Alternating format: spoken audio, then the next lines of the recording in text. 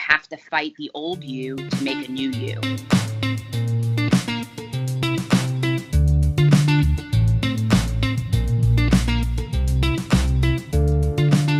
Hi friends, welcome back to Patent Pending the podcast. We're so happy that you're here. Thank you for listening in today.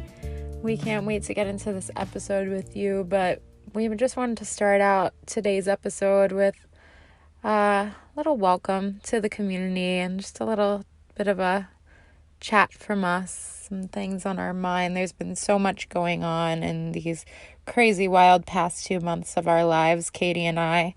And we're so happy to have you here on this journey with us. Thank you so much for all the support and for continuing to listen in and be a part of this journey with us. Everything from the first spark of the idea of starting this podcast to working every single weekend to put out these episodes and really build out the vision for everything we have coming for you guys has been so exciting. It's really brought a lot of light to both of our lives, and we're so happy to share that with you. So thank you for joining us and being here for it. We are really looking to start connecting with some of you guys and talking a bit more. We want to hear your stories and build out this community a bit more. So if you're listening in and this is resonating with you and you like our guests and you like our episodes, shoot us an email, shoot us a message on Instagram or wherever you are listening to us. Leave us a review, subscribe, and we will be sure to get back to you. We have so much happening and so much good stuff coming your way. And we're just so thankful. We're so grateful to be able to take the time to do this and have the time to do this and have had the thought to do this and to be continuing to connect with others on this level and share stories. There's so much power in that, and just being able to say that we're actually doing it now is a totally different feeling. So thanks for being here. Thanks for joining us. Today's episode is going to be awesome. I won't keep you too long. We'll just get right into it. We are welcoming Christine LaVopa to our podcast today. She is a former figure competitor, a recovered eating disorder warrior. She's a new mom, a military wife, a trainer, and so much more. She's just an amazing person, ball of energy, light to the world everywhere she goes. Without further ado, we will dive into this episode. We hope that you love it as much as we did. Anything that you need regarding Christine, you can find the links in our show notes at the bottom of the details in the description of the podcast, wherever it is that you're listening. And if there's anything further that you're curious about, please don't hesitate to reach out. Like I said prior, we're really excited to start connecting with you guys and building out this community a bit more. So without further ado, here's Christine. So if we could just start off with you giving us a brief overview of, who you are, Christine, and how we got connected and what's going on for you in life most recently, that would be great. Okay. So I feel like I like long walks on the beach. No, I'm just kidding. No, I'm a Cancer. No. So being physically active has been always a large part of my life. So I'm telling you, my dad probably had me do like push-ups and play softball out of the womb. Like, it's just something that's been in our family, and he's something that he instilled in us in such a young age. I can remember since I was 5 years old, I was on probably every single sport there was, and dance and this and that, So it was always like a big part of my life. That being said, I don't know if I could look back and said that I had the healthiest eating habits because I just ate everything, So I was definitely a heavier kid. And when that happens, that comes with a lot of ridicule, and, kids could be mean. And, so I do remember some specific traumatizing moments where I felt like, holy crap, like as like an 8-year-old, I can remember moments where I was like feeling just down and unwanted and unworthy and that sort of stuff. And I also had specific family members that were saying, you're fat, you're ugly, you're not going to amount to anything at a young age. So I held on to that. And then there was I was really into softball. So softball was my jam. Like I traveled, I made All League All Conference in 10th grade, and I was dead set on getting a scholarship. Like that's what I wanted to do. I wanted to like be the best, you know. So I practiced. Like I do. If I'm not proficient at something, I practice and practice and practice, and that's how I learn. So, and I'm still like that. So I would just throw myself into the sport no matter like what was going on. And there was a couple different dynamics that were happening in my family and a lot of things that I couldn't control. But the thing that I could control was my food and my training. So I started going to the gym somewhere around 15, 16 years old. And I started using it as a crutch. It was something that was my getaway. It was something that I can get tangible and physical satisfaction, I guess you can say, right away. And it spiraled into excessiveness. So I remember I was probably, I don't know, maybe 16 years old, and my parents took me to the doctor, and I had amenorrhea. So basically, you lose your period. And, you know, being a parent, I didn't know what to do at that point. I was just a kid, you know, and they didn't know what to do because they never experienced anything like this. So they said, okay, well, you can't go to the gym anymore. And I said, fine, I won't eat. And I didn't. And I was like, if I can't go to the gym and you're not going to let me do this, then I just won't eat. And that spiraled into a whole other thing. So probably around in 11th grade, I went from 165, and I'm only 5'2". So it's all relative too, right? You know, I would say that I was in the obese range for my height, you know, if you go by those charts or whatever, but I was always active. But I went from 165 to 85 in like 7 months. And it was like my whole world was like, that was my focus. That was my control. That was everything, that my discipline. It was, so I thought, you know, looking back now, I wish I could tell myself not to do that. Looking back, I wish I could tell her that she is worth it, and she is loved, and she doesn't need to abuse herself, because essentially it was like a slow suicide. And I couldn't imagine being a parent now, watching that. Yeah. So obviously I have a lot of guilt, but you know, you work through it. So years and years of therapy, but it's very close to an addiction too. But the thing with food addiction is that you need food to live. So I was probably at my lowest time. I got better, and I wanted to go to college. I wanted to get the F out of Dodge. And I was like, I'm out of here. You guys don't let me want to do what I want to do. And I'm just going to go away, and I'm going to run away. And my parents were just really, you know, hesitant to let me go, obviously, for a reason. And I had this weigh-in, right? And I remember that I knew I wasn't going to make weight. So I put like, it's going to not sound funny, but it's funny looking back.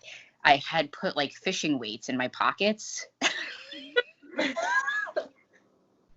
and wore like all these heavy clothes. And my mom's like, and my mom, you know, she's a mom, she knows. She's like, what is in your pockets? And I remember chugging water so I could just make sure, because I knew that I wasn't going to make weight. I had to be 105 pounds to make weight. So she's like, give them to me. And I was like, God, I got caught. But I just made it. And I had a really bad experience in college. I just had some roommates I didn't jive with, I didn't gel with, and they made my life hell. And once again, that was my crutch, and that's what I knew, and that's what I can control. And I spiraled down to probably around 78 pounds when I came back. And it's still in my mind, looking back, like I didn't, I knew something was wrong, but I was like, I'm okay.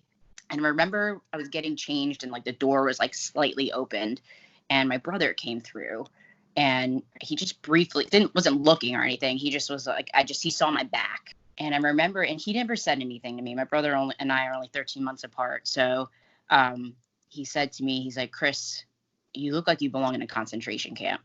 And I was like, whoa, like this was like the pivotal moment. I was like, I need to check myself in again. So I went back in and I had a heart rate monitor. My heart rate was probably in the zone of being clinically dead. It was like 40 beats per minute or something like that. Wow. So I got admitted and I had like the whole get up with like to get hydrated, and I started losing weight there too. And everything is a behavior modification. So I was losing weight. So they took away like my rights or whatever. And I had to get tube fed. And that was like the ultimate loss of control. You're just getting calories in your body. And if you think about it, like looking back, like looking on the outside, you're like, wow, it's not that bad. But like on the inside, like I died. So that's when I knew. I was like, okay, like this is it. Like this is it. This is, and these weren't like little in and out hospital stays. They were like months at a time, And I went to, it was called Long Island Jewish Renfrew. And it was in Garden City. It's probably still there. It's one of the best hospitals known for eating disorders. So I got out. I probably relapsed again around 23, but I went to like an outpatient program. And then I started working out again. And like my focus was like, I want to be a fitness model. That's what I wanted to do. So I was like, okay, I'm making a plan. And I mean, I was making plans since I was like, in my teens and 20s. And that's when my love of fitness came about. And I had to learn how to fine tune it to where I am now. So I went to school to be a physical education teacher, and I substituted for a while, but I couldn't like find a good teaching job in Long Island. Possible. Yeah. Like it for a lot of people, at least. Phys ed. I mean, like who's going to leave that job? People like do phys ed until they're 90 years old and still be okay. So then I started, I worked for General Nutrition Center. I was a GNC manager for 6 years. So supplements then was my life. And like, I just immersed myself in nutrition and supplements and learning. And I constantly, even now, like I just read a ton of stuff, and it fascinates me because that's my passion. Even down to like the molecular chemistry of how things digest in your body and how it, there's a chain reaction and everything's connected. But the thing that really took the most time was realizing that if this isn't right, then none of this is going to be right. Yeah. And there's a huge connection with that. But you have to fight the old you to make a new you. So all those old habits, you have to really fight hard to work through. And then if you're preaching to other people and teaching other people how to do this, like, I don't want to be a fraud. So it's constant work for me too, Yeah. So then I started competing, and that's when I met Melissa. I had a boyfriend, and he's like, you should compete. And I was like, okay, let's do it. And I was like, oh, this is another way to be a fitness model. No. And working out, competing, I don't even know how to explain it. Like, I feel like I was in JV working out, and now I was like in the major leagues. And I wasn't even major leagues because like IFBB is major leagues, I was just amateur. And again, I immersed myself in training, pretty good at that. So I met Melissa. It's at Ultimate, right? It's called Ultimate. I can't remember. Unique. That's Unique. What it is. Unique Fit. Yes. And that was literally my identity. Like, that's all I did. I went to work and I worked out, and, it just became who I was at that moment. And then my relationship with that person didn't work out. And I was at a show and I met my future husband. Now, when I met him, he was, well, I'll explain it. So it goes by a height class, how you get in, right? So it was my first figure show of the season. I started out bikini. It just wasn't my body type. I pack on muscle really fast. So I would just basically have to just do a ton of cardio and not eat. And I was like, I can't bring myself back to that, so that's when I knew like I couldn't go back there, because it was just like, I don't want to compare it to PTSD, but it was like moments where I was just like, this is not good, and so it was my first figure show, and it goes by height class, and he's like, well, you're 5'1" and a half. And I was like, well, last year was 5'1 3/4, so I don't even know how I shrunk. And he's like, I don't know it either. Yeah, stop doing some squats next. Like, totally dismissed me. And I was just like, wow, that guy was, and I had some colorful language, what I called him. But so I was just like, okay. And I saw him backstage, and he was just very business. And I was like, he's like, what's your number? Come over here, And it's really hectic backstage too on a show. So, I mean, we're all literally like half brain dead, surviving on like air. So it happened in the Atlantic States. I saw him, and I was like, hey, do you remember me? And he's like, no, I don't have time for you. I gotta go. And I was like, wow, that guy burned me even worse than the first time. And then I was like, challenge accepted. So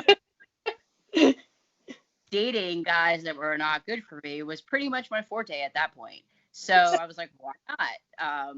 But I was with somebody, so it wasn't anything like I was pursuing, I was just like, oh, he's cute, I'll talk to him, but it wasn't like I was like actively pursuing him. And then I saw him again in Atlantic City. I was working with Steel Tribe, and their clothing company. So I was working their booth, and I saw him out there, and he was walking by, and I was like, well, I got burned the first 2 times. Like, either I'm a glutton for punishment or whatever. We'll see what happens. So I go, and I love him. Like, I've known him for 30 years. And I'm like, hey, do you remember me? And he's like, no. I was like, oh, forget it. So then he started coming back to the booth and stuff too. And I was like, oh, he's coming back to talk to me. And he's like, hey, let's get a picture. And I'm like, what do you want to picture me for? I'm like an amateur. Like, I've BB pros here, And he's just like, just stop, we'll get a picture. And took a picture, and he said, what's your number? I'll send it to you. All he said to me was he's in the Navy. He never said like anything else, right? So we became friends for about, I don't know, maybe we were good friends for like 5 or 6 months. And I tried to like hook him up with some of my friends, which would have been really awkward at the wedding. But luckily that didn't pan out. And after because he was previously married, he was going through a divorce. So our timing just wasn't there, and then when it was like the fast track, and yeah, so he was going to school in Rhode Island, and I was in Long Island, and I would take the ferry to come see him, and we saw each other once a week. And I've never, ever been in a long distance relationship before. I was always in those codependent relationships. And I was like, there's just something about him, so let's do it. And then that whole thing happened. So here I am. So he deployed. I went to Maine, our first move, 27 times later. Lived with his parents, I was only a girlfriend at this time too, so there was no commitment. He deployed, and I was there for about 5 months, and I went across country to meet him in San Diego. And I was like, if I don't get a ring after this, then gotta move on. Bye. So, but yeah, then we got engaged, and that was December 26th of 2016. We got legally married in March 7th of 2017. We legally married, and then we got pregnant in August. Bought a house in September, and got the church wedding in October. So we went through the milestone checklist pretty fast. Done. Stress, but good stress, but still stress, Mm-hmm. And yeah, so I still had no idea what it was to be a military spouse, and I came in like late in the game, like when you meet people that are other military spouses, like they're usually lifers. Like they start in the beginning of their career, and by the time they are now, like Anthony's already 12 years in, and we've only been together for almost 5 years. So I missed that part of his career. But so sometimes it's intimidating meeting other spouses that have been in it for so long, because I'm like, I don't even know what's going on, Yeah. So Yeah, and like he is a SWO, so he's a surface warfare officer. So he does everything on ships. And SWOs are really into pomp and circumstance, and they are into rank, and they are like, so when you meet other people who are like SWO wives, it's like, and I'm not like that, so I had to learn how to edit myself a little bit. Let's just say that. So, I'm not really into pomp and circumstance. I don't wear my husband's rank. I like to include everybody. That's just my personality. But it's just the military life is just it's like a different ball game. And I never left New York for 35 years. And now I'm going everywhere. So, yeah. What's that? Like, take us on a journey through that. I think that's why you're such an interesting person to talk to. Like, you've done so much in a short period of time with your family, and you seem to have just kept it all held together so well. And kidding. It's like you're moving across the world, like nuts. And I never even imagined my life would be like this. I was so resistant against change. Obviously, the whole control thing, I guess I'm a little bit of a control freak, but I'll admit it. I'm the member and also a president, but that's how I learned how to cope with things, was just, control, and you can't live life like that. You can't live so structured, because then you're going to get so bent out of shape when something doesn't go your way. So I think it was God's way of saying, like, you need to let go of this and you need to just get on this ride and go. And I'm going. Yeah. That. So we met each other over in San Diego, and we got married, all this other stuff. And I remember I was 7 months pregnant with my son. I had the stomach flu. And I was really, really sick. And he comes home and he's like, now we thought we were going to be in San Diego for another 2 years. And this was my first kind of sour experience with the military. It was always a lot of adjustment because he always worked so many hours. And I knew who I married. Like, I knew that being in the Navy was just his lifelong dream. I mean, since he was like 8 years old, he knew that he wanted to drive ships and be a captain of a ship. I mean, how many 8-year-olds know that that's what they want to do with the rest of their life? I'm an adult and I kind of waver on like what I want to do too. So, so that's part of the reason I'm so attracted to him, is just his drive and his ambition and his leadership.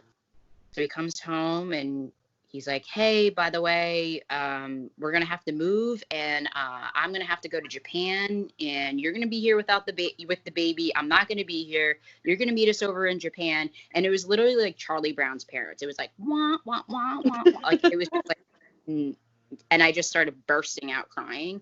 And he's like, wait, you're not happy for me? Because he got like this nice, it's a fit rep, and it's essentially like a report card. And he's like, you're not happy for me? I'm like, happy for you? Of course I'm happy for you. I was like, but our whole life is going to change right now. And like, we're supposed to have a baby, like, and you're not going to be here. I'm like, this is all, like, I'm thinking this, and he's thinking career. So I was like, well, do people get fired? Like, what's going to happen? I'm like, can you go somewhere else? And he's like, at this point in his career, a department head, people don't leave and people don't get fired. Like, it takes a lot to fire somebody. So I said, okay. And then a week later, somebody got sick, and this job opened up in Virginia Beach, and we went there. And it was crazy. We went across country.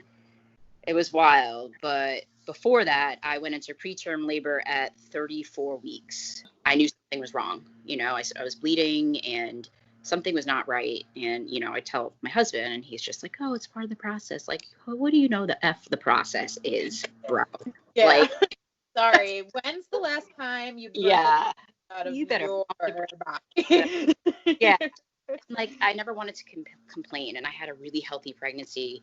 I was working out 5 days a week. I mean, did it until they told me I wasn't allowed to go into the gym anymore. So I went into preterm labor, went to labor delivery. I was 2 centimeters dilated and 80% effaced already at 34 weeks. So they said that, you could either have the baby now or you can be walking around and have the baby at your due date. They're like, well, you can't work out and you can't go to work because I'm working full time too. And I was like, oh, I can't work out. Well, what do you mean if I can't work out? Like, I can't do bands? And Anthony looked over to me and he goes, I'm going to throat punch you. Just put the husband check, like, right there, like, you just checked me. I was like, fine. So a week later, I had Anthony. My water broke and we went to the hospital. And that's when, like, a whole other craziness ensued. And I was strep group B positive, which is like a normal thing. Yeah. Antibiotics, and I was already high risk maternal age because I was a geriatric pregnant woman at 36, and this is the way they make you feel, essentially. So I had the baby, I had him, and the labor was fine, and he came out and he was sick, and he was just shuffled off to the NICU. And they're like, he's fine, we're just going to check him out, he's going to be okay, da-da-da-da. Now, it's like literally all these hormones at, like, your estrogen, progesterone is like such a high. When you have the kid, it just drops, right? So it's like, I was lost. Like, I was like, I don't even know what's going on right now. I just knew I just had a kid. I need to sleep. I'm exhausted, And then one night at the NICU led to 2 nights to a week. And then they couldn't figure out why he was so sick. So he had to get transported to another NICU. And in my mind, I was like, holy crap. Like, I had a priest come to do the anointing of the sick because no one knew how sick he was. So now I'm like thinking, like, holy shit, like, I'm going to lose my kid, So, I mean, again, I'm going to cry. That was probably the scariest moment in my entire life. And he had to get transported. So pretty much they come in and they box him up in, like, this little plastic coffin. They're like, okay, you have to sign his rights away, pretty much saying, like, if they get in a car accident, that they're not liable, and, that's it, that's your kids, but they're not going to pay for it, right? So I lost it. Like, I lost it. And Anthony was, like, my rock through everything. He was, like, my PR. He was, like, my life coach. Like, it was everything. Like, it got us stronger. So I think it was God's way of, like, making our bond stronger. But as soon as we got to the other NICU, they're like, oh yeah, he has pneumonia. So we're just going to run some antibiotics and he'll be fine. So 3 weeks later, he came out and Anthony left. He had to go to Virginia, Dahlgren, and I was left there with my newborn trying to figure it all out. And we traveled across country to see Anthony, and Big Anthony. It's Big Anthony, Little Anthony. I should specify that. And we lived in a hotel room for 6 weeks with a newborn. And we just made it work, like, it wasn't ideal for anybody. It was like, how do you do that? How do you not kill each other?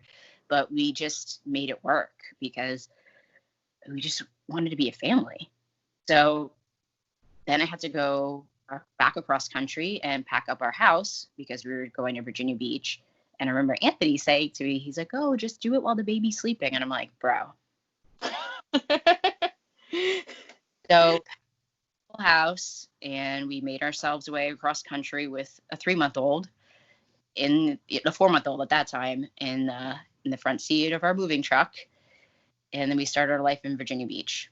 I knew that a deployment was coming. I've never been through a deployment married with a child before, but I'm like, okay, it'd be fine. But I didn't realize, like, everything that went up to a deployment. So there's these things that are called workups. Are you familiar with it? No. Okay. So workups are essentially like, you get the ship ready, and now he also had to take on a whole nother department because he was coming from one ship to another ship. He was a combat systems officer, but he was on a DDG, and now he's going to a cruiser. They're just two entirely different ships. But he's also trying to get a new crew and make his name for himself as a department head. So, and Anthony always wants to do the best he can for anybody. And when he's in work mode, he's in work mode. It's like the blinders are on. Let alone, like, we're still newly married. We just had a baby. We just came across the country, and he was just not present. And it was a lot. It was a lot to handle. It was a lot to process. and I was alone, but I had my baby. So workups started. He was in and out, in and out. I mean, he would be gone for 4 weeks, come back for 3 weeks, gone for 6 weeks, come back for 2 weeks. And by the time April came around, I was like, I love you, but you got to go, because this is just, the inconsistency was just too much for me. And now Anthony was around 11 months old, and he can tell when daddy's here, daddy's not here. And he doesn't understand, but it started. So he deployed in April, and I just was like, you know what? I threw myself into fitness again because I couldn't go to the gym because he didn't like the nurse. And I was a gym rat. Like, I was totally into the gym because I competed for so long. And I was like, what am I going to do?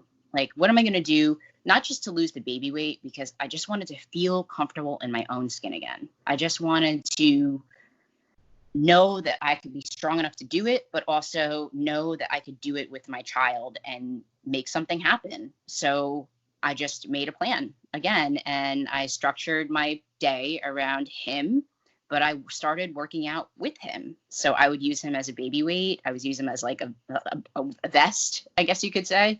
And I was never a runner, and I just started running, and I made a plan for that. I was like, all right. And I just started with like 1 mile, and that became 2. And then I was doing up to like 8 miles, and being outside was such a mental release for me, but also it was being outside with him and creating a plan and a structure for the both of us. Yeah. And that's how I came up with my business plan, because I was like, if I don't need a gym. So I've been like quarantine working out for like 2 years. But you can be fit. You don't need a gym. That's what really my business plan is about, is no gym, no problem. Got it. But also, like, you could do things with your kids and create a family fitness. You know, you can be a military spouse and you can work out anywhere. Like, this past year, we haven't had a home since October. So we've been living out of suitcases since October. And that's how I came up with this plan. And I started really kind of specializing it to families and moms and anybody that you can, you know, and I have, like, I guess you could call it like a tagline, but it's transform your short-term goals into long-term progress. So you can have a plan for something short-term, but make it your lifestyle, make it progress for the rest of you. And then also you can instill that in your kids. You know, like, my son sees me work out essentially almost every day, and he works out with me. It's just something that I could pass along to him, and then that's something that he's going to enjoy for the rest of his life. Yeah. So that's where I am today. Trying to think of anything I left out. Oh, and by the way, I'm moving across the world in 3 days. So She is making an international move. Figure out what chapter that was. So I told my husband that too. I was like, you know, I'm going to just write a book. I'm going to write a book, and it's going to be called So You Think You Have a Plan. And then it's a military spouse's experience on expecting the unexpected. I was like, totally. I like that. But I feel like that anybody can learn from that, not just somebody in the military. You know, It's just really taking on adversities or things that you think are like walls, and just climbing over them one by one, you know, and just really just taking it, the bull by the horns, and just having a plan for the plan for the plan. And then sometimes you just don't have a plan, and you got to be okay with it. Yeah.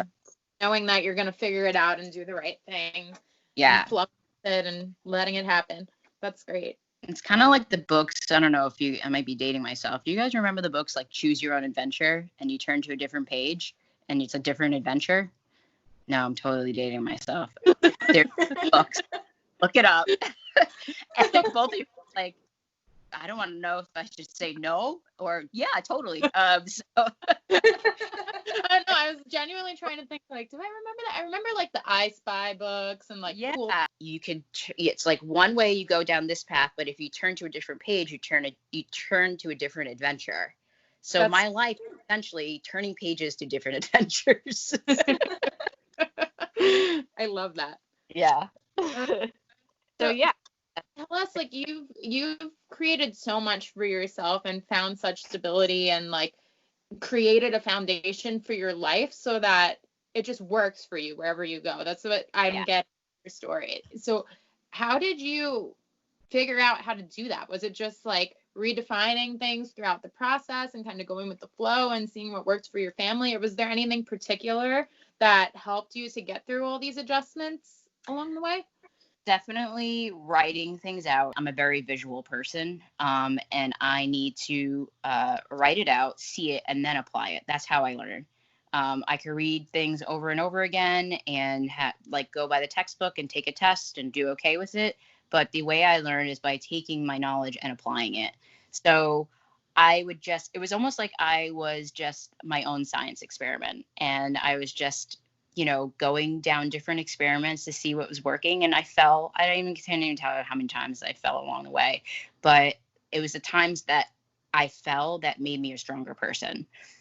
So, still navigating this whole, military life is beyond me. I still don't know all the ins and outs of it. And I don't even know if I'm very qualified in telling people how to do it. But I just know like what has worked for our family. And then also just my faith in God has been really good for me. And like just having faith in God that everything's going to be okay. And my family has been a huge support. My friends have also been a huge support. My friend Karina called me every single day while he was deployed, just to check up on me, not just to be like, oh, how you're feeling? Just to have normal conversation, because I can't even tell you how many times I was on the floor crying because I'm just like, I don't know how I'm going to do this.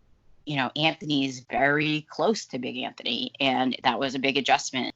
When he came back from deployment, it was hard. It was really, really hard for our family. And you think you have these Hollywood moments of, you reuniting and the stars and moon and sun collide and everything's good. And it wasn't. It's almost like I didn't even know who my husband was. Mm-hmm. So there's this transition period that I don't think a lot of people talk about, but we had to go to counseling because we were just on totally different pages.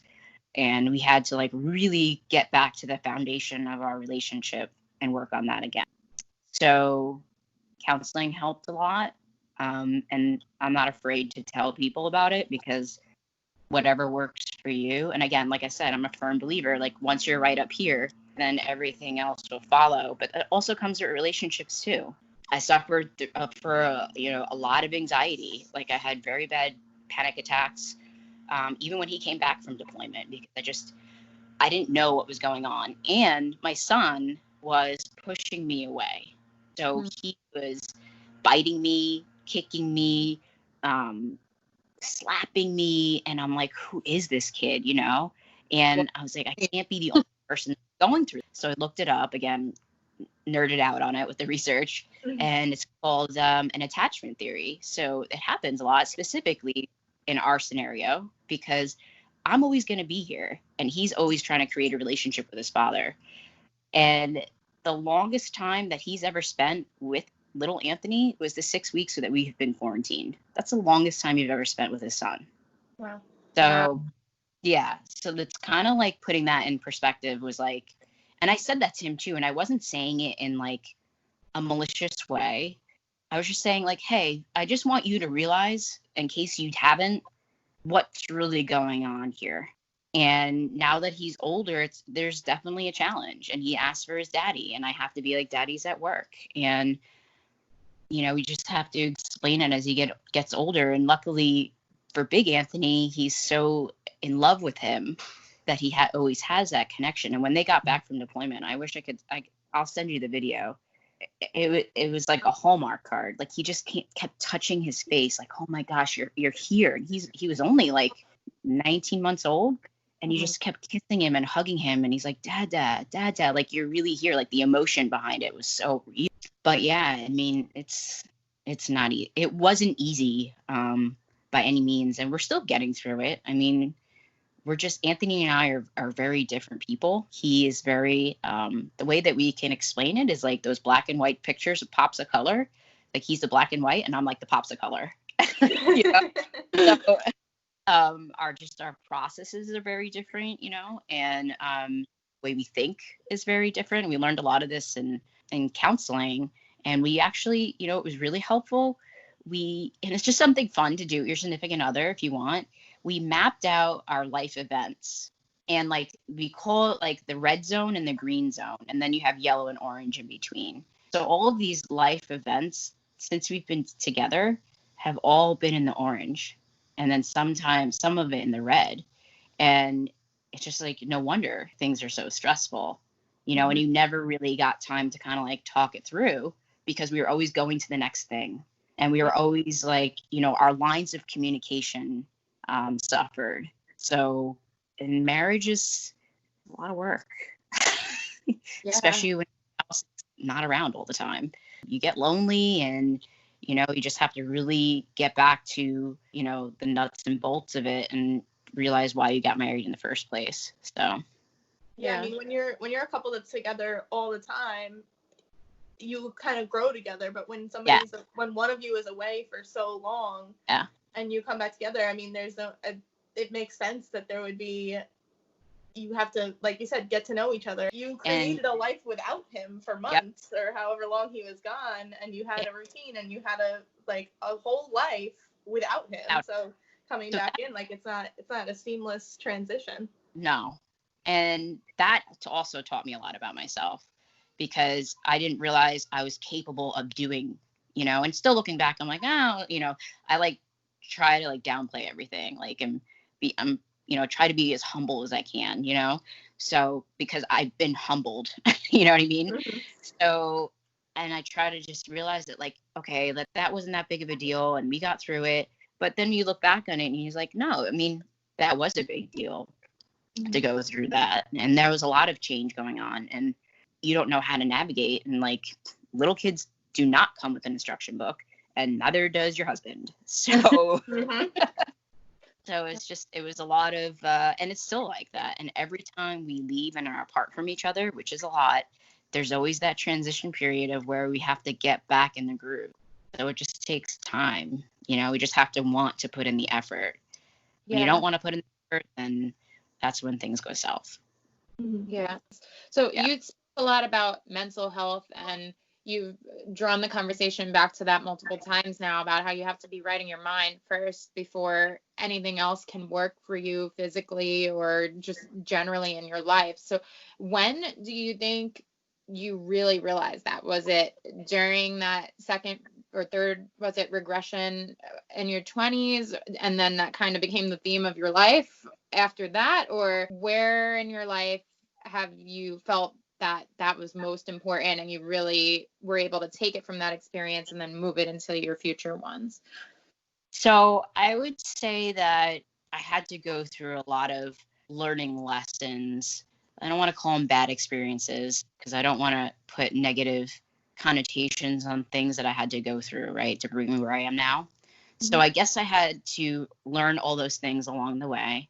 But I think when I got pregnant, I was like, okay, I have to be stress less. I have to appreciate my body and what it's going through. The female body is a pretty incredible thing, like, it's a pretty incredible process. Any body, but especially the female body. And I was not just looking out for me anymore or Anthony. Like, now I was growing a human, and I was like, okay, I have to put my, idiosyncrasies and my negative thinking on the back burner. And it took a while. I can't say that there was like an aha moment where I was just like, whoa, that's that, because it's just been constant learning processes. When I started my business, I started realizing that, like, okay, if I don't believe in myself, then it's never going to take off. And then actually this January, where it really kind of settled in, and I started doing a lot of reading about meditation and seeing, it's going to sound weird, but it's called quantum physics, and like seeing yourself here, but also yourself here is also seeing yourself in your future. So if you have this negative connotation of things are always going to go wrong, and like in like all of this negativity around you, then that's how your life is going to be. Yeah. So it's much like you have to meditate yourself on your future, and then everything starts falling into place. It sounds kind of weird, but there's a book out that's really good, because I'm like, meditating? How do I do that? I need to do this all the time because I feel like I'm going out of my mind, And then I'm like, I have to practice it, because that's how I like operate. But not even a lot. And like then I'm still learning a lot about it, but it's called Breaking the Habit of Being Yourself.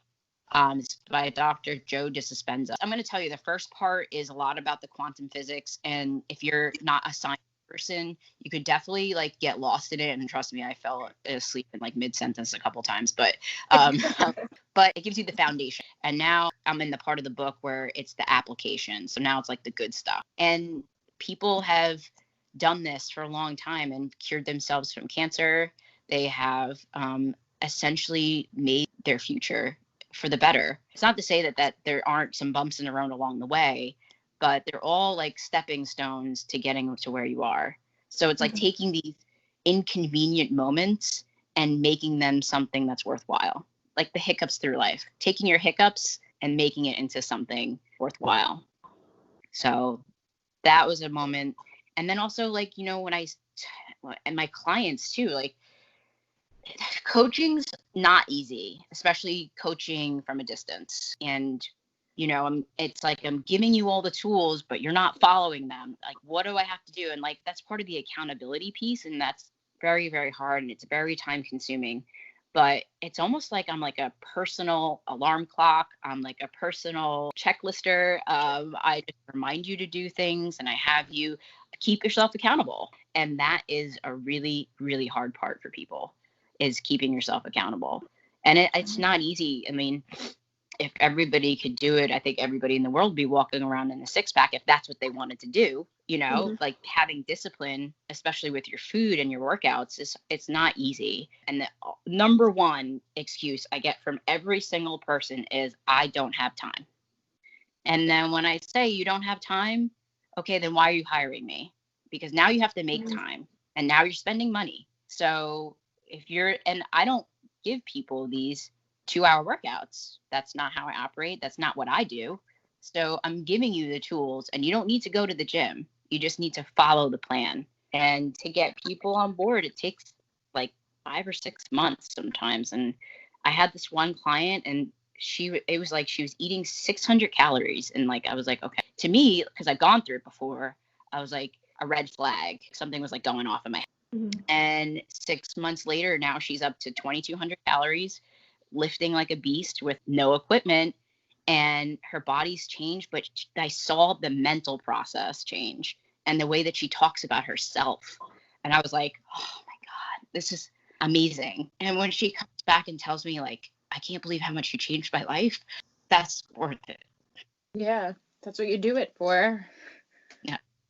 And I'm getting emotional again, guys. I'm usually not, but yeah, like that's the part that like truly I live for, because this is like my passion. And I think that if I had to go through all these things to like get to this point, then it was worth it. And the fact that you're able to just put it out there so openly and share it with the world is what's making it so much more worthwhile, I think. Like if you have these tools in your toolbox, so to say, and you're not doing anything with them to share them with other people, then what are they there for? You know, so. And I have to believe, you know, and it's hard. Like I still struggle with it, you know, like really believe that what you have is something that people need, or what your, you know, gift is something that people are going to be attracted to, or you have to really believe that in yourself, that your voice means something. And that's very applicable to everything that's going on now. You know, your voice means something. Everything in the world now is applicable to that. So like you have to be that little ripple. You know, if you drop you know, I'm really into analogies if you haven't noticed, but I'm painting a picture for you. You take that drop of water and you put it in the water, it makes a ripple, right? And that ripple just gets, you know, to other people, and you slowly create a wave. And, you know, it all starts from that little drop of water, but you have to really believe that you're going to be that wave. And it takes a lot of work to really mentally believe that you're worth it. You have a story. Your story will inspire people. You matter. Your people matter. And, you know, it's something that you just have to work on. Yeah, I think realizing too that not everyone is going to relate to your story, but the people that you're looking to connect with and communicate with will relate to your story. And having content and whatever it is that you're putting out for everybody is definitely a big hurdle to get over, I think, in the beginning. Yeah. But we also, too, it's like everybody can be the Judgy McJudgeson behind the camera and behind the computer and behind the iPhone, you know? So, you know, and I still battle with how much do I want to put out there, or the judgment, the fear, the rejection, like nobody's going to like me. I'm like a people pleaser, you know? So I had to learn about, it's just a constant learning, you know, a constant, like journaling has helped a ton, and just getting it out there, you know, no matter what it is, because I was just like judging my journaling. That's what I was doing. I was judging my journaling. Like, I don't have anything to journal that's relevant, so I won't journal. And that's when the process stops, you know, and that's when your growth stops. And then also, like, really the naysayers, like, you're going to have people that don't like you. You're going to have, I'm not everybody's cup of tea, and you have to be okay with true to who you are and believe who you are to really make it, you know. And I'm still like in the such like I call myself a zygote right now. I'm like in the fetal stages of like all of this happening. But the more I talk about it and the more I try to get this transformation to people across, the easier it is to talk to people, and like the easier it is for people to like relate to it. And like, you know, you don't have to be a military spouse. You don't have to have had an eating disorder. You don't have to like be a fitness junkie to understand a story. No, absolutely. And I think that there is something to be said about learning about other people's struggles and what they've been through and how they navigated through it. Yeah. That's what we're trying to put together here, is like a community where people can learn from each other's past experiences and take little bits and pieces from each other to assist them and help them through their own journey. Yeah. That's what we want to do. So yeah, I mean, and I think it's interesting when you talk about like, you don't have to be a military spouse to understand your story. You don't have to, you know, have gone through the exact same things, because maybe some things that you've developed and some advice that you can impart on someone could help them through a different situation. It doesn't have to be the same transition or the same change that you're going through. It just change in general. A lot of the things that you can apply in one change in your life can be applied in another. So just realizing that like, oh, I can't possibly understand what she's going through. Well, no, not exactly, but maybe something that she did or something that she figured out along the way can help. Yeah, just something that can resonate in yourself. You know, you don't have to be a mom. You don't, I mean, believe me, being a mom has completely changed me for the better. And I can't even imagine my life without my son. But you don't have to be all of these things or have these characteristics on your resume to understand the script. You really just take things and, you know, whatever little or big message as it was, just take it and be like, I can do this. I'm not alone. I have people I can talk to. I need to get my head right. Who do I reach out to? Whatever. Or there's a big change in my life. Like, how am I going to navigate it in a way where it's not going to be self-destructive? So just, I'm a full believer on the mind and body connection. And that's honestly how I coach all of my clients too. And like I said before, and I'll say it again, if you're not all right up here, you're not going to be right here. And you can be 100 pounds overweight and lose the weight. And you know what? You're going to see the same person in the mirror. Yeah. Yeah. If you can't get your head right first, then nothing doing physically, whether it works or not, is going to be worthwhile. Yes. You hate yourself then, you're going to hate yourself now. You're just going to be wearing smaller clothes. Like, you know. So. Absolutely. But, yeah. I want to hear a little bit about your life as a mom and what that's changed for you. Obviously, you know, everything changes when you become a mother, but you have a very interesting and not typical life of a stay-at-home mom running a business. Like, this is totally different for you because you guys are traveling so much. Like, it's not like you have your own space right now and you're not mobile. Are there any particular parts of your travel routines that have become game changers for you and moving around a toddler all around the country? Yes. So a lot of the things that have helped me are checklists. As trivial as they might be or tedious as they might be, they definitely help, because if you know, children come with a lot of things, all the things children come with. have that missing green truck. It's hell or high water. You better find it. Been there. Got the T-shirt and the postcard. So it's just, I mean, and I'm still so new to being a mom, you know, and I am a mother later in life. So when you do things later in life, you're very much set in your own ways. So, and I tend to be structured and rigid at times. So it wasn't about me anymore. It was about him and making him comfortable. Not so comfortable that he's being spoon-fed, because he's a very independent little boy. But enough so that he has enough tools to navigate his world of being a toddler and being content, even though we're living in a less than, you know, I would say just the stressful environment, you know.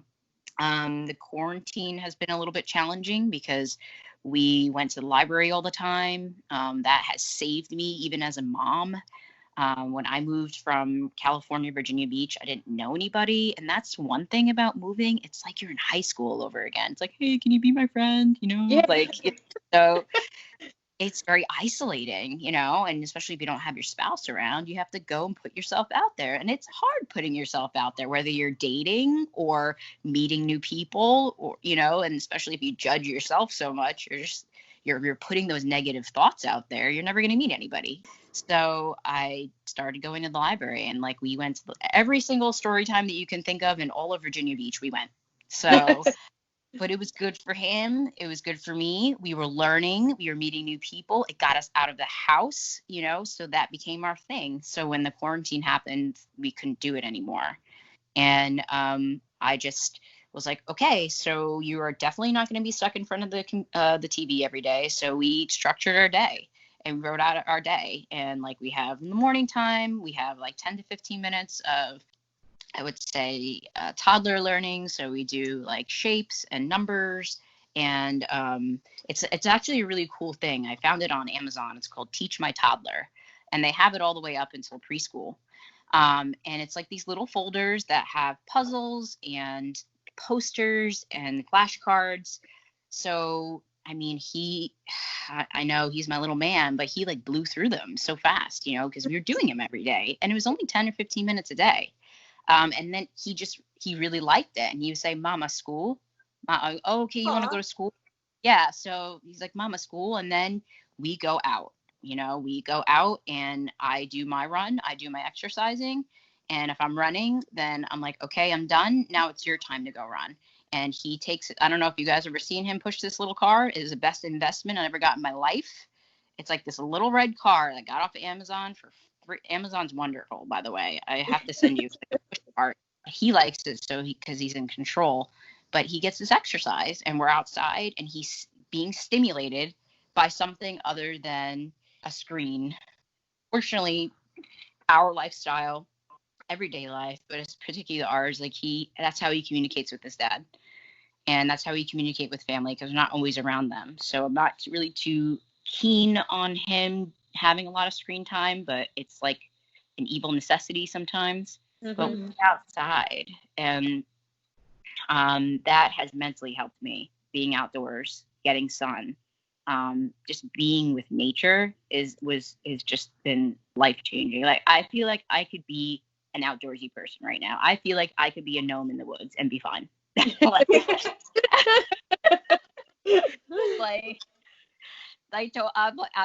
It's so weird because I'm so used to, once you open your mind to different things, like if you tell yourself, I'm not a runner, I'm not this, I'm not going to lose the weight, I'm not, you're not, right?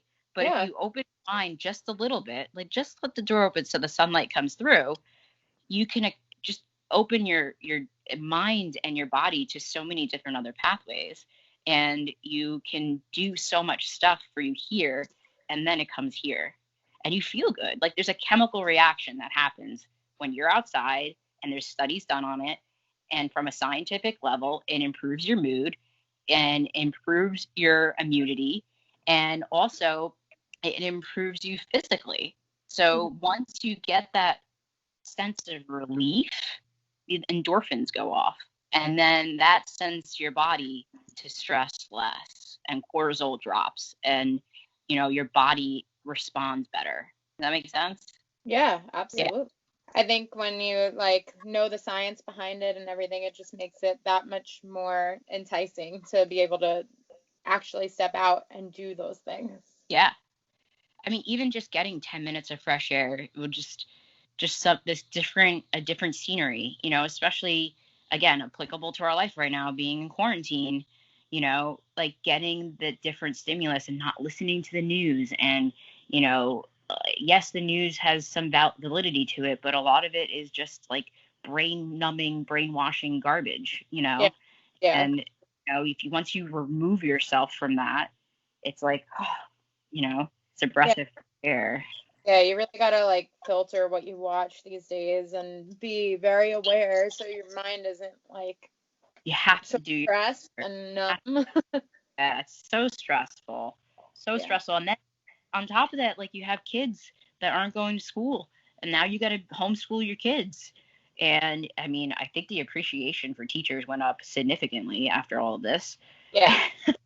But trying to be open to different things, because if you don't try, you'll never know if you'll like it.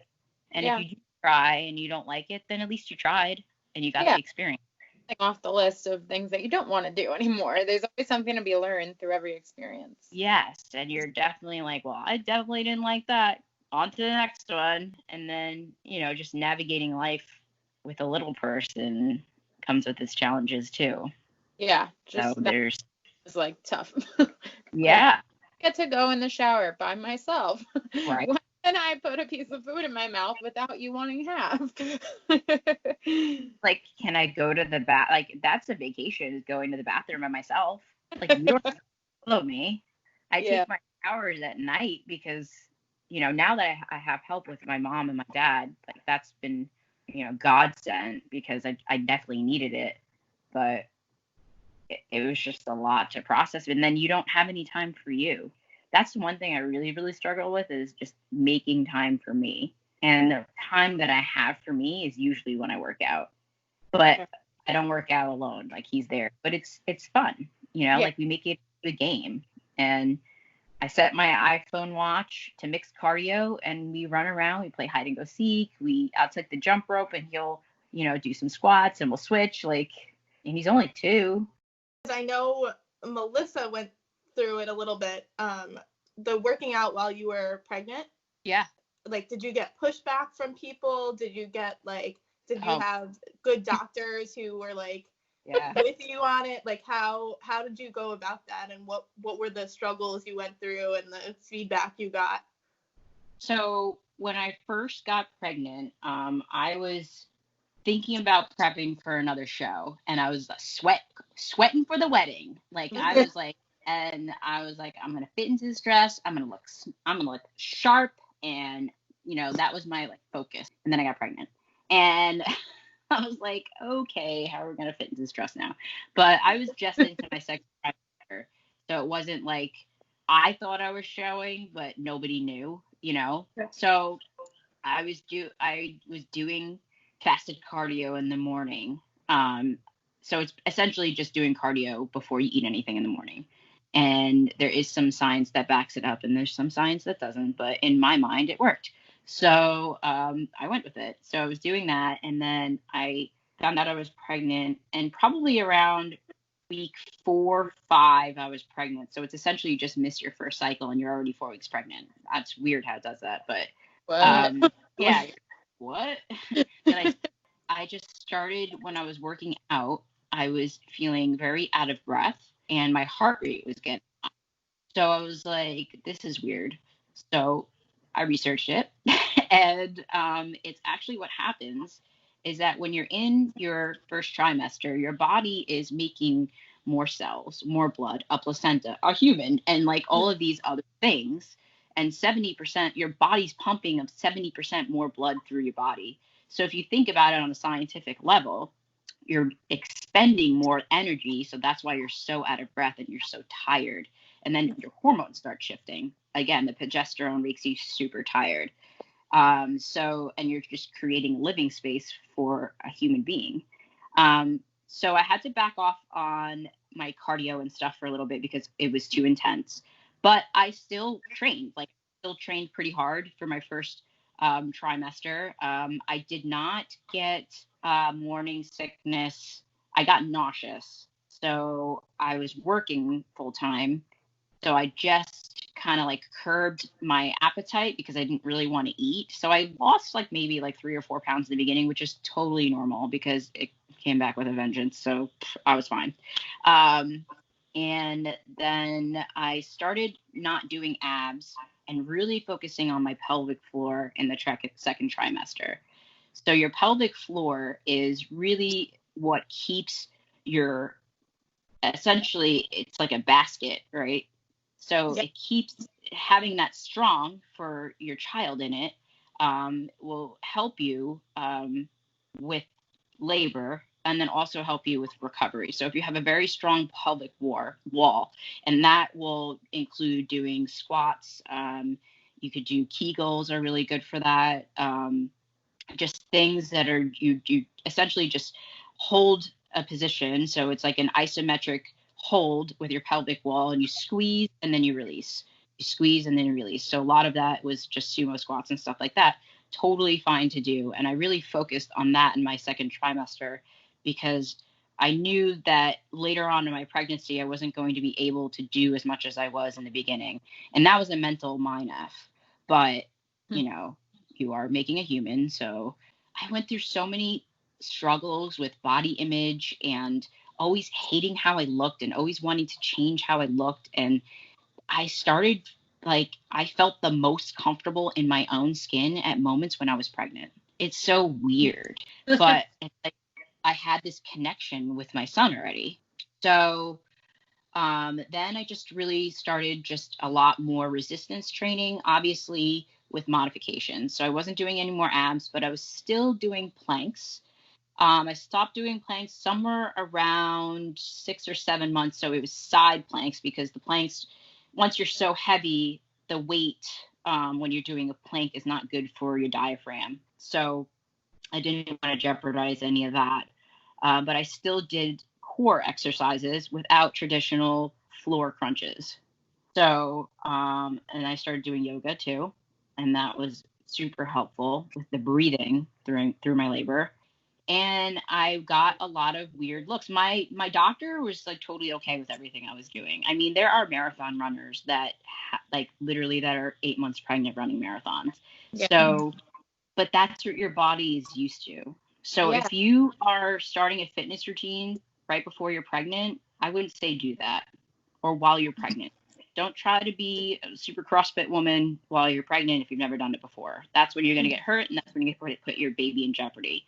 But if you're already training like that before, you need to keep doing that because it's going to create, if you stop, it's more stress up here and more stress for your baby. And then it's more stress on your body. So you just learn to modify everything.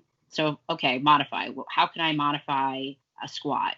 Okay, you could just take the weight off. You could do a half rep. You could do halfway down and all the way up. You could do isometric holds. There's so many ways that you can modify one exercise. Yeah. So you have to really listen to your body. That was the time where it was that was my aha moment about listening to my body, because it wasn't just about me anymore and putting myself through the ringer. It was about keeping a safe environment for my baby. And I got a lot of weird looks because I worked out until I was 9 months pregnant. And I mean, dudes were in there and I'm doing military shoulder press with 35 pounds, and people were like this. And I was like, bro, do you need a spot? I'll help you. It's weird because I don't lift like that anymore. That's not how I work out anymore. But what really helped me, and I wasn't a person that bounced back very quickly. And what I mean by that is there are some people that literally will lose weight as soon as they have the baby. And that wasn't me. I didn't start losing weight until I stopped breastfeeding. And then I could really manipulate my diet and then also my training. And then you also have to get cleared from your doctor because you don't want your uterus to fall out. Yep.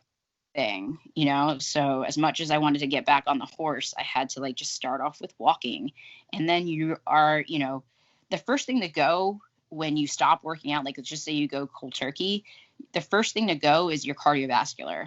Then you get muscle atrophy. So, my cardiovascular was down, but I trained so much while I was pregnant, I really didn't lose a lot of muscle. So that helped. And then I started trying to do intermittent fasting. That was helpful for me. And I did keto for a little bit. That was one of those things where I tried and I was like, it's just not really good for my lifestyle, and kudos to the people that it's good for. But with the way that I trained, it just wasn't working for me efficiently. I need some sort of carbohydrates to sustain my workouts. So it did its purpose. I lost probably 40 pounds with it, but it's such a fragile state to be in ketosis that if I ate 3 of my son's goldfish, I was knocked out. And that's odd. So the doctors are totally on board with it. And every person, when I have my postpartum clients or prenatal clients, I structure and specialize a program that's good for them. And I go by what the doctor's telling me. And, I always tell them that nutrition is so important during this time, but you don't need to eat an exorbitant amount of calories for your child to flourish. I think a lot of people kind of get lost in the sauce with that. And they're like, oh, well, I need to eat this and this. And it's no, you don't. You're not feeding two adult-sized people. Exactly. You have 5 calories. And to be honest with you, I put on 5 pounds until my halfway point at 40 weeks. And then the second and third trimesters and when I put on more weight. When I went for my last sonogram, he was already measuring 6 pounds, and a month early, he was almost 7 pounds. So if I went full term, Yeah, no, I had a ton of pushback from my doctors with my first pregnancy with Julian. They were like, you can't work out. And I was like, I'm a trainer. I work out every day. I don't understand. Why do you think that? And they're like, no, because you just they just gave me all these stupid reasons. And I was like, yeah, you're not the doctor for me. And I saw other doctors within that practice who had the same beliefs, but then I just did my own thing anyway. But I was a trainer and I knew what I was doing and what was safe and what wasn't. And then it kind of all fell off because that's how my pregnancy went, and so be it. But I think that being educated about this stuff as a pregnant woman is definitely really important, because you got to do what's going to help your body thrive during that time, especially. You have to do your due diligence of doing your homework. And if you're hiring someone, you have to, hire someone that A, you're compatible with, and B, also, that knows what they're doing, because you can severely hurt whether you're pregnant or not. And that's the challenge of online training, because you're not there. And as a trainer, you have to be there to watch someone's technique. You have to be there to watch how their movement is, what their gait is like. There's so many things that you're looking at and processing. And then one small tweak, especially doing something like compound movements, doing a deadlift, you could just throw your back out, if they're not there to watch it. So online training does come with its challenges. But do your research. If you don't agree with your doctor, you have to trust your gut and trust your mother instinct. And trust yourself that that this isn't the right person and right path that you want to go down. And it's also it's not about you anymore. It's about keeping a safe space for your kid. And if you have that feeling of this doesn't feel right, then it probably isn't. So just trying to really hone in on that will do you wonders. I like when clients question me, because that means that they actually care about what's going in their body and what's happening with their body. And I would gladly them my process and my feedback. This is why my process is like this. So maybe that helps them understand. And it's the trust too. You're building a trustful relationship. I mean, trusting somebody with your body transformation and your food is a pretty big thing. It's not just pen to paper, here's your program. You have to build it, and it takes time. Absolutely. Again, I really appreciate you guys thinking of me and to interview. It means a lot that you would want me to tell my story and help other people in other ways, and just give me a platform to tell my story. It means a lot to me, and it's validity that my story matters. So I appreciate it. Christine, can you tell all our listeners where they can find you? So you can find me at Christine LaVopa is my Facebook. I usually am on Instagram though. I post a lot on Instagram, and it's Christine_lifts at Instagram. I guess that's my handle, I guess you could say. I don't even know what I'm talking about. Sorry. We're going to just get this now too. I'm thinking about so many things in advance because I'm like, okay. So for future, I have my website launching in August. So look out for that. It's going to be ChristineLaVopa.com. And I'm going to have customized coaching programs. I'm going to have semi-customized programs, 8, 12, and 16 weeks. I'm going to have postpartum programs. Once I launch that, I'm going to eventually do a membership program. So that's something to look for in the future. And I'm going to start a YouTube channel. So I figured that's something that I could do abroad. And, I'm already pumping out videos on Instagram. Like, why not do it on YouTube? You're amazing, Christine. You've done, like I was saying so much before. You really, really are. You're fascinating to me. Like, you've done like all of these crazy things in just the past couple of years of your life, and you didn't have like the easiest life before. I just feel like people that really have it together either like went through some real crazy shit for a long period of time, and then they just, I don't know, had some sort of wake up call and are like, okay, I need to figure this shit out and like move forward and start a new process and completely revamp my life, or they just had it like really easy all along, and then it just kind of fell into place. So I always like to hear, how people got to where they are when they're doing something good with their life. So thanks for being open to chatting with us.